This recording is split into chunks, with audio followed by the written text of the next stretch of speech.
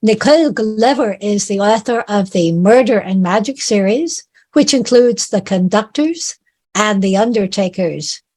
She believes libraries are magical places, and problems seem smaller with a cup of tea in hand.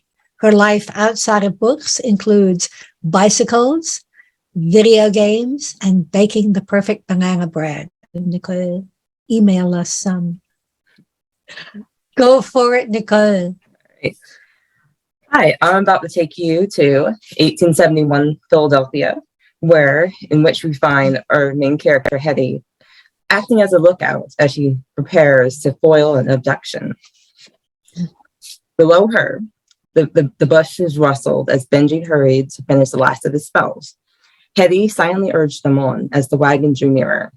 If they had been working in tandem, the spells would have been primed and ready. But as this was not the first time they'd done this, Hetty knew that stopping the wagon was the least important part. The driver's head had just passed under her feet when Hetty let a crow's craw escape her throat. She protected her voice as if she had a crowd eagerly listening as she spun tales for their enjoyment. Trees some distance away stirred with confused crows, but further along the road, the bushes stopped moving. Benji stopped to the side and slammed his hammer down onto the sigils scratched to the dirt. Light flashed from the strike and dust flew into the air. The trees across from Hetty's hiding spot swayed until three of them dropped like dogs onto a bone. Wheels squealed and the horse cried out in alarm. The wagon veered to the sides and the driver swore as he did his best to avoid the pile of trees. The moment it shuddered to a stop, two men jumped out of the back of the wagon to yell at the driver. As dust settled, Benji tucked the hammer away, but before he approached the trio, he reached up and tugged his left ear. Hetty rolled her eyes. Clearly, he still remembered the last time they pulled a stunt like this, but she would have lingered on her perch a bit longer, even without his warning. Their plan had not accounted for three men being on the wagon, nor did it consider the guns the men held in their hands. The swearing stopped when Benji drew near. One of the guns turned his way, but Benji grinned and greeted the trio with the rolling drawl he brought out for these occasions. For some reason, it seemed to put people at ease. Hetty's husband was imposing even when he tried not to be. He wore his past labors on broad shoulders and held his head high with full confidence as he made his way in the world. You fellows look to be in a bit of bad luck, Benji said. Need some help getting some of these trees out the way? Can't move them, but my pappy taught me a good chopping spell to turn them into firewood. While Benji held the trio's attention with a rambling story Hetty had invented, she launched into the next stage of the plan. Hetty swung off the branch, silently dropping from the tree to the ground. The wagon's doors were partially opened when she reached it. With care, Hetty nudged them a bit wider so she could slip inside. Beams of dying sunlight caught the eyes of the dozen men and women seated around the log. Like a fat spider in the middle of its web, rope sprouted from the log to bind each person's hand together, so not even the smallest of fingers could twitch. This was not as terrible as she expected, but it came mighty close. Hetty took another step into the wagon. Her appearance sent a shiver through the group. When the man closest to her made to speak, Hetty raised one finger to her lips. The only noise she heard was Benji's rambling, so she drew the crow-cross sigil into the air. A simple square with a short line extending from one corner, the sigil shimmered in the air for only a moment before Hetty gave life to constellation. Suddenly, instead of lines and vertices, a crow hovered in the air, silently flapping its wings. Unlike a true crow, this one did not have ink black feathers. The star sigil was a deep midnight blue from its beak to its tail feathers, speckled with starlight that twinkled even when it stood still.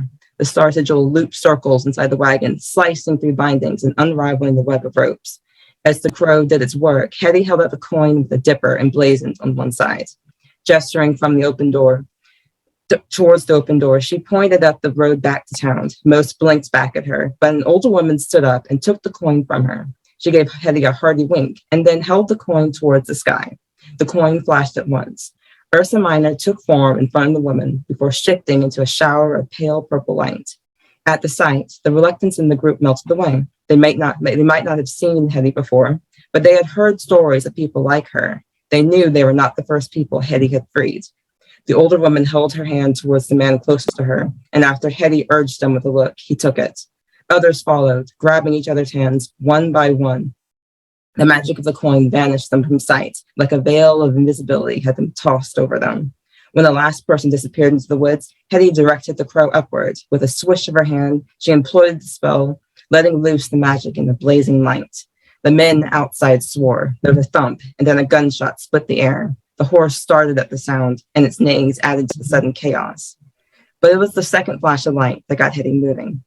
She ducked around the wagon, holding out the sharp hairpin. A bullet struck a tree branch inches from Benji's head. He ignored it, and he flicked his fingers into a series of star sigils, forming them so quickly that Hetty only got a faint impression of the shape. The spell shot from his hand and shot the man in front of him. Another man was already on the ground, moaning as he clutched a hand, more in pieces and hold. And the third man was frantically cramming bullets into a pistol. Hetty jammed the hairpin into his arm. The man yelped, falling to his knees. Hetty jumped back. She ran a finger along the cotton band at her neck, calling on the star sigil she had sewn into the stitches. Wrenching out the pen, the man stared at it, then at her. His mouth was twisted over some crude word when Hetty's spell sent him flying into a tree. The man slipped to the ground, out like a snuff candle. Too bad you can't do that spell from a distance, Benji said, tossing the knocked out men to join the third. The pair hit the tree trunk with a thud. None woke up. If I could do anything from a distance, Hetty reminded him, I would have pinned them with a sleeping spell from the start, and we could have avoided all of this trouble. Her husband snorted. Certainly would have made things easier. A star-speckled wolf loped over, carrying in its mouth the binding ropes from the wagon. It stopped near the three men and shook itself before vanishing. The ropes fell on the men and then knotted together, binding wrists and ankles with a precision as sure as if done by hand. Plan still worked, Hetty said.